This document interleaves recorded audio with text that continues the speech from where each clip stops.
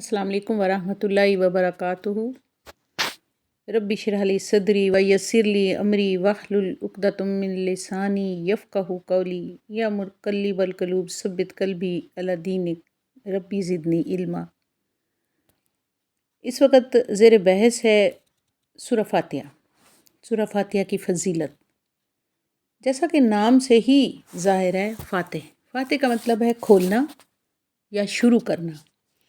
कुरान करीम ने ये सूरत सबसे पहले सफ़े पर, पहले पेज पर लिखी हुई है और इसके नाम की निस्बत से सूरत को ये शर्फ बख्शा गया है अल्लाह ताला की तरफ से कि ये पहले पेज पर लिखी हुई है। यानी कुरान करीम को शुरू करने वाली सूरत या कुरान करीम को खोलने वाली सूरत।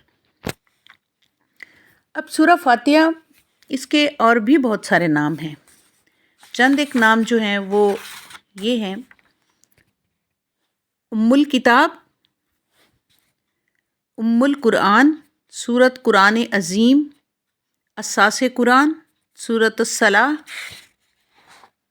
सूरत सबा मसानी, सूरत अशिफा, सूरत रुकैया, सूरत वाफ़िया, सूरत काफ़िया, फ़ातिह अल कुरान, फ़ातिह अल किताब। ये नाम जो हैं इसकी सूरत की निस्बत से भी हैं। कुछ नामों के बारे में जैसा कि मैं अभी आपको बताने वाली हूँ।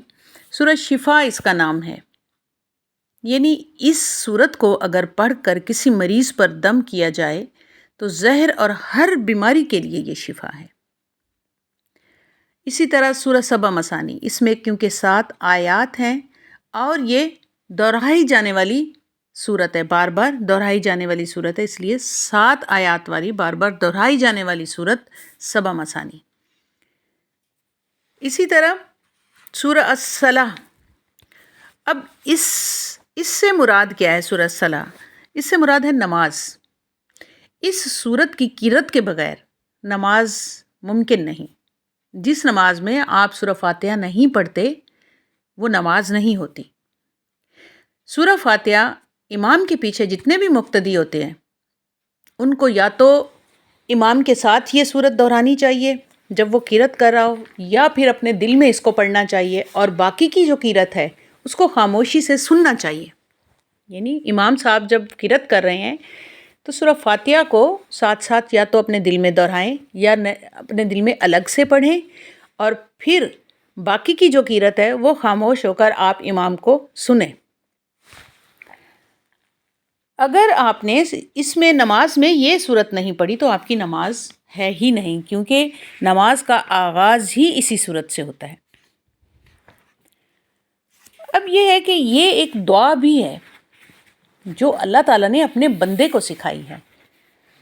अब उसका क्या तरीका है, आप यूँ समझे, मैं आपको एक मिसाल से समझाती हूँ कि फ़र्ज़ करें आप या कोई भी अपने बच्चे को लेकर एक करीबी स्कूल में एडमिशन के लिए जा रहा है। जब वो प्रिंसिपल के ऑफ़िस में पहुंचता है तो पहले तो वो प्रिंसिपल को कुछ तारीफ़ें करता है कि जी आपका जो इदारा है या आपका जो स्कूल है बहुत अच्छा है, मैंने इसकी बहुत तारीफ़ सुनी है और यहाँ के बच्चे बहुत ज़्यादा नंबर हासिल करते हैं वगैरह वगैरह। तो इस तमहीद के बाद फिर वो अपने आने का मकसद बयान करता है कि मैं अब इसलिए आया हूँ या आई हूँ कि मैं अपने बच्चे को इस स्कूल में दाखिल करूँ और मेरी ख्वाहिश है कि मेरा बच्चा आपके स्कूल से पढ़े और आपके स्कूल से फ़ायदा हासिल करें। इसके बाद फिर प्रिंसिपल जो भी आपको जवाब देते हैं कि आया आपके बच्चे को डायरेक्ट दाखिला मिल जाएगा या उसको टेस्ट पास करना पड़ेगा वगैरह वगैरह। बिल्कुल इसी तरह से ये जो सूरत है इसको 2 हिस्सों में तकसीम किया गया है।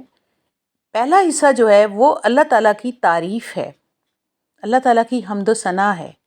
हम जैसे ही हाथ उठाते हैं और दुआ मांगते हैं तो हम जिस तरीके से दुआ मांगते हैं उसमें हम अल्लाह ताला की बड़ाई बयान करते हैं कि तमाम तारीफ़ें अल्लाह ही के लिए हैं जो पूरी कायनात, पूरे आलमों का रब्बुल आलमीन है, निहायत रहम करने वाला है और बार बार रहम करने वाला है। फिर हम कहते हैं हम तेरी ही इबादत करते हैं और तुझसे ही मदद मांगते हैं। यानी اب ہم اپنا مدعا بیان کرنے کی طرف چل رہے ہیں کہ ہم عبادت بھی ہے اللہ پاک تیری ہی کرتے ہیں اور پھر مدد بھی تجھ سے ہی مانگ رہے ہیں. ہمیں راستہ دکھا، ہمیں سیدھا راستہ دکھا. کون سا راستہ؟ ان لوگوں کا راستہ جس پر تو نے اپنے انعام و اکرام کیے، جس پر تم نے اپنی نعمتوں کی بارش کی. ان لوگوں کا راستہ نہیں جو بھٹک گئے، جو راستے کو دیکھ کے گمراہ ہو گئے، کسی اور راستے پر چل نکلے. اور ان لوگوں کا راستہ بھی نہیں جنہوں نے راستہ ملنے کے باوجود، سامنے ہونے کے باوجود اس کو تلاش نہیں کیا اور اس راستے کو اختیار کرنے کی کوشش ہی نہیں کی. یعنی ہمیں نہ تو مغضوب لوگوں میں شمار فرما اور نہ ہی والضالین میں.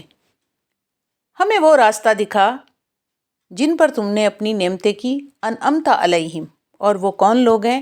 وہ انبیاء ہیں، وہ شہداء ہیں، صدیقین ہیں، صالحین ہیں. اے اللہ ہمیں ان لوگوں کا راستہ دکھا.